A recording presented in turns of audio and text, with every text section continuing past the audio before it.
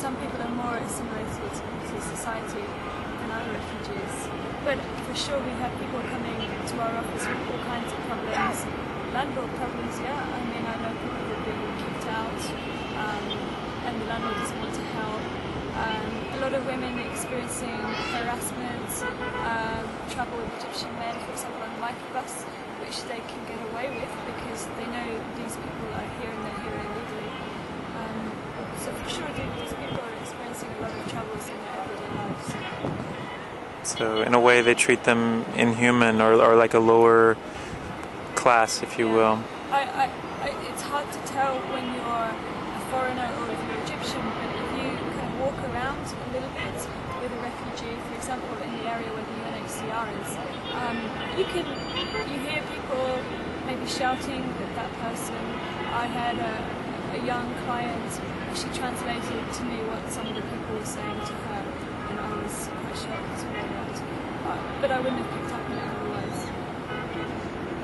And yet you still find that the majority of the people you work with retain optimism and don't let that get them down? Or do you think that they develop sort of equal biases against their host country nationals? It depends who. We have volunteers who come and they go, and they're only here for a short period of time, maybe 6 months, sometimes less. And then we have Egyptian staff who stay here for longer.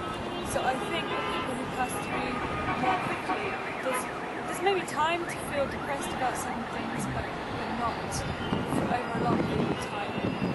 And I also mean about the refugees themselves. Do you find that even when they're verbally degraded or sometimes physically assaulted, they still retain their optimism and still, or do you think that they are also developing bias against the host country? Yeah, you can hear them. It really depends on the person again, but the majority of refugees that I speak to don't like Egyptians. The majority of them.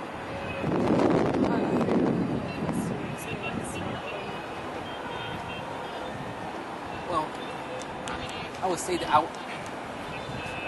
that Egypt is where they have protection from the persecution they have back at home. You know, where and many of them have strong faith in God that He will take care of them. And so you hear them say, you know, they may complain about what's going on, but then they say Inshallah at the end of it. Now, are most of these individuals Muslim or Christian, or is there a mix? There's a mix, but I believe the majority of refugees in Egypt are Muslim. Coming from where? Sudan, but then we have other points, other nationalities who don't come from the office, like Iraqis. Okay.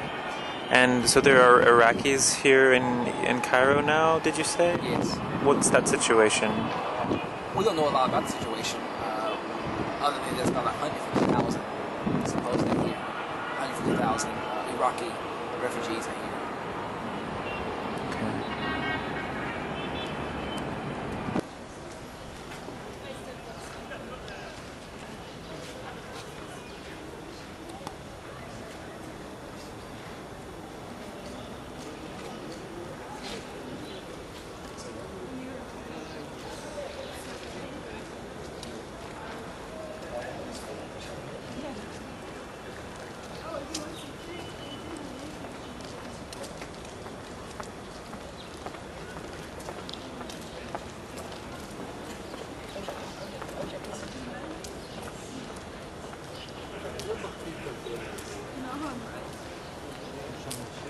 Thank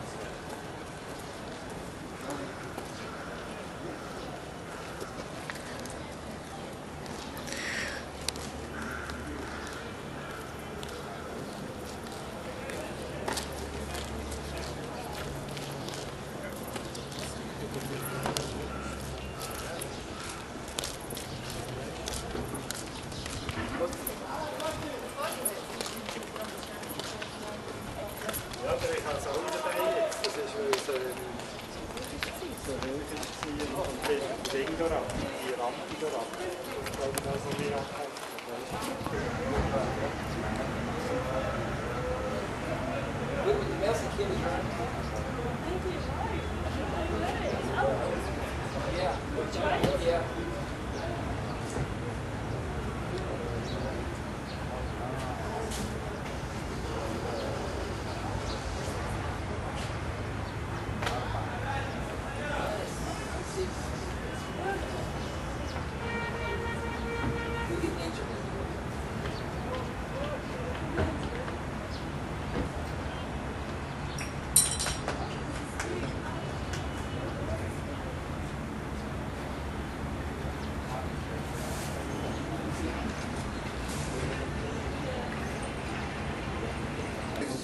put something sharp, it can cut it.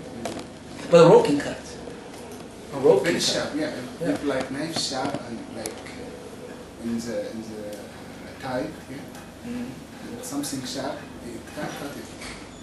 Yeah, you might discussed it already before. I don't remember. You know my opinion. You think it was fair? An eye for eye. That's An eye for an eye. I think we have discussed it before about this. I think I remember now. Maybe. Yeah.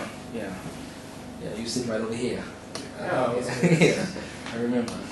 But We discussed before Saddam Hussein. no, just the Yeah, death penalty period. The death penalty period. Yeah. But what about for crimes though? That some places they're the death penalty for crimes that don't involve somebody else being killed. For instance, like adultery. For instance, you can be, some places you can be killed for this. This is just a penalty for some. In some places for adultery, is to be the death penalty, or trading state secrets, for instance. No, state secrets. I don't think that anybody deserves to die for a state. That's no reason. Yeah. But if you kill somebody, I think you don't deserve to live. Don't deserve to live. Do you think Saddam Hussein's sentence was fair? Do you think the death penalty is I fair? think it was fair. Yeah. Amanda? Yeah. You think it I'm was not- fair? I'm not talking about the procedures of the trial, Yeah. but I think he deserved to die, Yeah. even without the trial. Even without a trial. Because he killed many Iraqi, more than 5,000 in one small village in Kurdistan. Mm. And I'm just wondering why the whole Arabian Arab, they don't agree with his execution. They've never condemned the death of the Kurds.